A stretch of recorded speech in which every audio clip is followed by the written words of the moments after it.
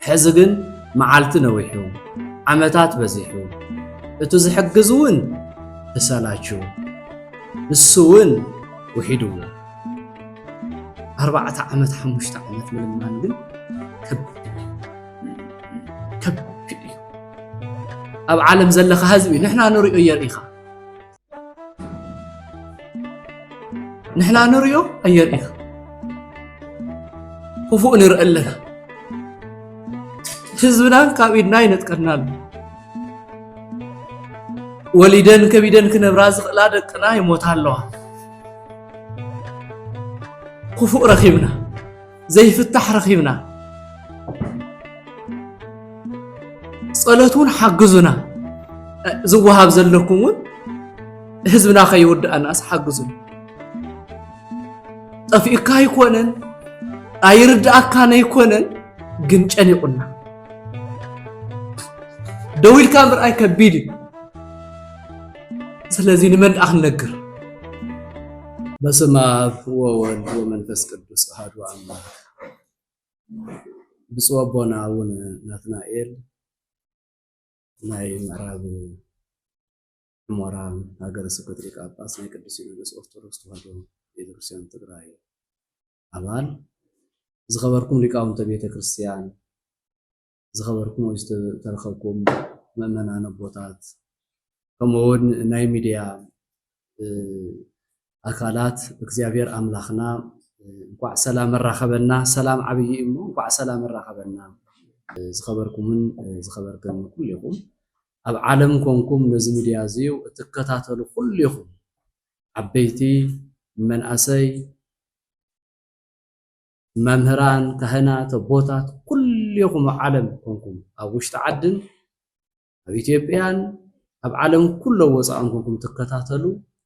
በደንብ በእውነቱ በስም እግዚአብሔር በስም ቅዱስ አምላክና ህዝበ እግዚአብሔር ከምዚ ብለሎ ኢና ንብልኛ ናምበር ንሕና ካፍቶም ሽገሩን ዝጭነቁን ዘለው ሰባት ኣብ መንጎኦም ዘለና ሰባት ግን ህዝብና ጨኒቁዎ ከምዚ ብለሎ ብዝብል ምስተሰምዐ ህዝብና ጠምዩ ካፍቱ ዝነበሮ ከፊእዎ ካፍቱ ዝነበረውን ጨኒቁዎ ኣብ ዝባኑ ዝነበረ ጨርቅ ተወዲኡ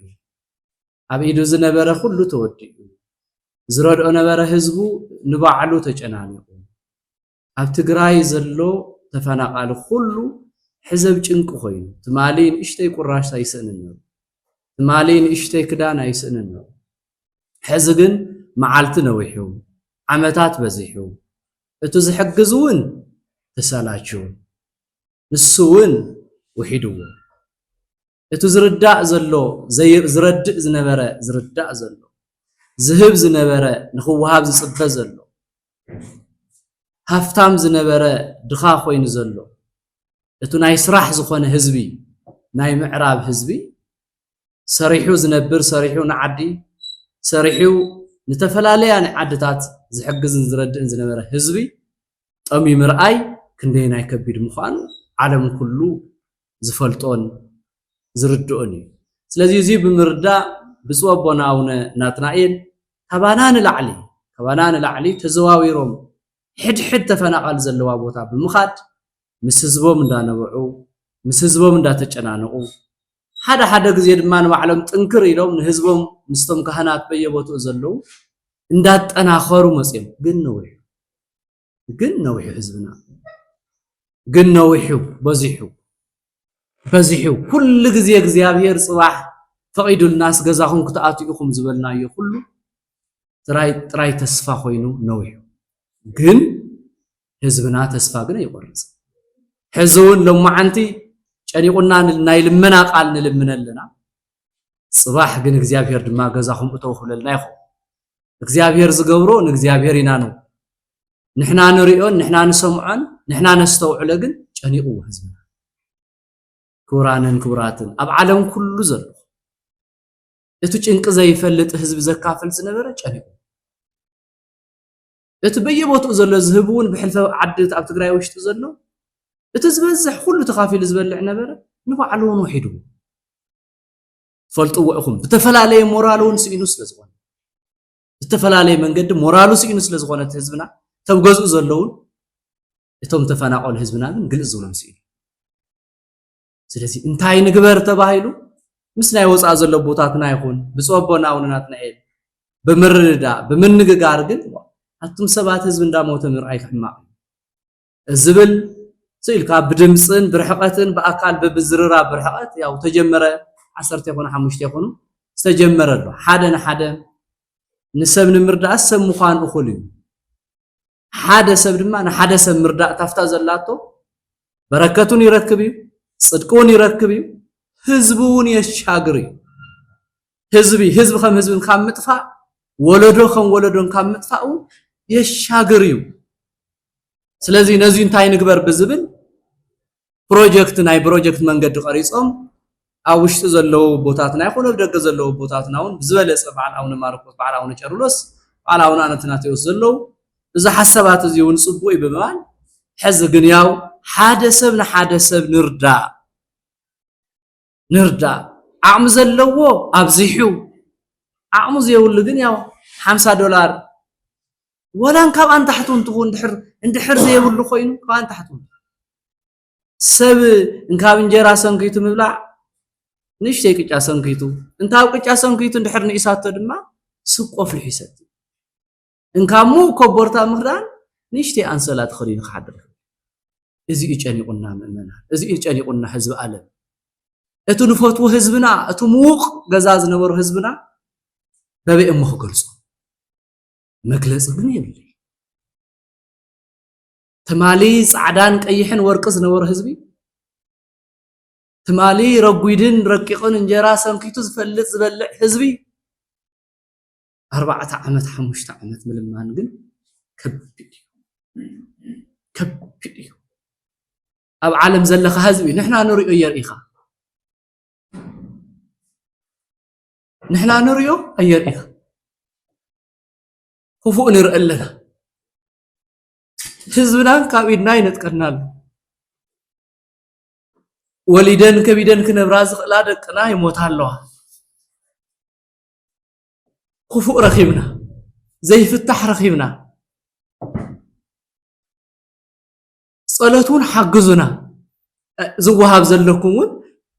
ህዝብና ከይውድአናስ ሓግዙና ስለዚ ዓለም ዘለኻ ህዝብና ሕዝውን ጠፊእካ ይኮነን ኣይርዳእካን ኣይኮነን ግን ጨኒቁና ደዊልካ ምርኣይ ከቢድ እዩ ስለዚ ንመን ኣኽነግር ኣብ ውሽጢ ዘለኻ ህዝብና ኣብ ደገ ዘለኻ ኣንታ ውሽጢ ዘለኻ ከምታ ልምድኻ ይትግደፎ ንሕና እውን እኮ ናብቲ ተፈናቐለሉ ምኻድስ ገዲፍና ሕማቕ ምርኣይ በዚሑ ስኢልና እሞ ክንሞት ስኢልና ህዝብና ክንውድእ ስለዚ ናብ እግዚኣብሔር ንጭህ ኣለና ካልኣይ ድኣ መንዲ ንጭሆ ናብ ህዝብና እዩ እሞ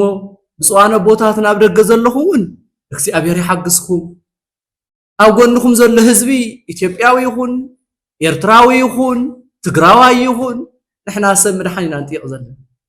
ካልእ ይኮንና ህይወት ሰብ ንምድሓን ኢና ንጥይቕ ዘለና ስለዚ ህይወት ሰብ ንምድሓን ድማ ሰብ ምዃን ይኣክል ስለዚ ሓደ ሰብ ንሓደ ሰብ ሓግዙና ህዝብና ካብ ኢድና ከይንስእኖም ቶም ዝኸዱ ኸይዶም ቶም ዝሞቱ ሞይቶም ቶም ባሕሪ ዝበልዑን በሊዕዎም ዓሳ ኣደበይና ተሪፋ ንሳውን ክትሞት ደልያ ኣብ ዓለም ዘለኻ ህዝቢ ናህና ዝረኸብና እዮ ይሃብካ ህዝብና ዝረኽቦ ዘሎ ስቃይ ኣየርኢኻ ስለዚ ህዝብና ከይንውድስ በይዛኻ ርድኣና እዚ ድሞ ናይ እግዚኣብሔር ፍቓድ ናይ እግዚኣብሔር በረከቱን ኣለዎ ናይ እግዚኣብሔር ቃል ኪዳኑን ኣለዎ ህይወት ሰብ ምድሓን ምክንያቱ ዘይበሊዑ መዋቲ እዩ ስለዚ ዝብላዕ ንእሽተይ ሓግዘና ንተፈናቐልቲ ትማሊ ብዙሕ መሃብ ዝለመዱ ንእሽተይ ስኢኖም ይውድኡና ኣለዉ ኣብ ኢድና ይሞቱና ኣለዉ እሞ ስለዚ በቲ ፕሮጀክት መሰረት ብዘየተሓማሚ ናብ ገሊ ኣትዩ ናብ ገሊ ኸይዱ ብዘይብሉ ቀጥታ ቶም ኣቦታትና ዝሰርሑ ካህናት ኣለዉ ምሁራን ኣለዉ ምእመናን ኣለዉ ጠንካራታት ብደንቢ ብኹሙት ኮይኑ ትዝርዳእ ሰብ ናፍቱ ዝረድእ ሰብ እንዳራኸበ እቱ ዝረድእ ሰብ እውን ምስቱ ዝረድኦ ሰብ እንዳተራኸበ ጽባሕ እንተ ተኸፈተልና እቲ ዓድና እቲ መሬትና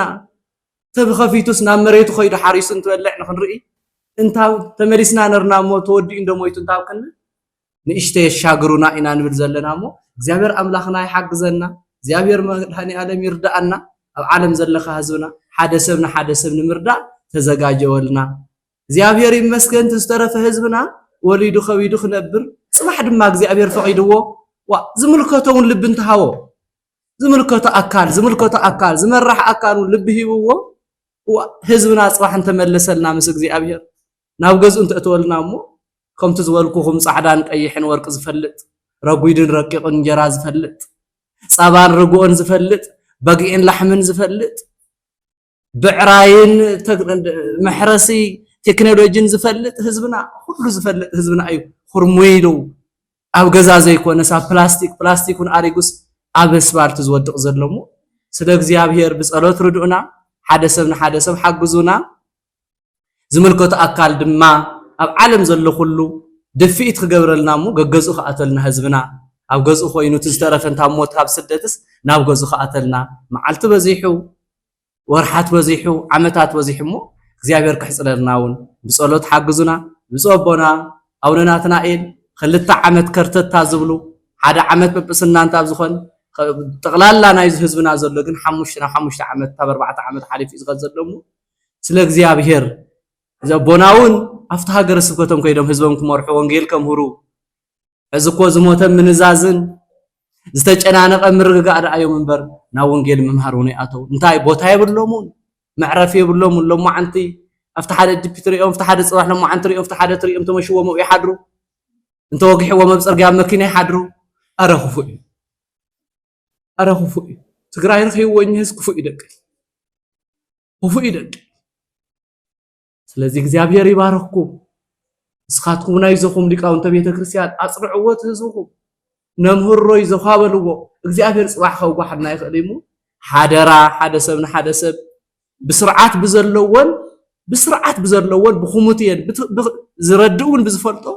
ዝርዳኡን ብዝራኸበሉን ዝረድኦ ኢና ክንከይድ ኢሉ ፕሮጀክት ተቐሪጹ ዘሎሞ እግዚአብሔር ይሓግዝኩም እግዚአብሔር ይባርኸና ዓድና እግዚአብሔር ይባርኽ ንዓለም ኩሉ ሰላም ፍቕሪ የምጽእ ጽባሕ ገዝኡ ተመሊሱ ንሪእሉ ህዝብና እግዚአብሔር ይሓግዘና እግዚአብሔር ይባርኽኩም የቐንየለይ ኣይተሕፍሩናን ህዝብ ዓለም ይሕፍረናን ንህይወት ከይመውት ህይወት ዝረድእ ብዙሕ እሞ ተስፋ ይገብር የቐንየለይ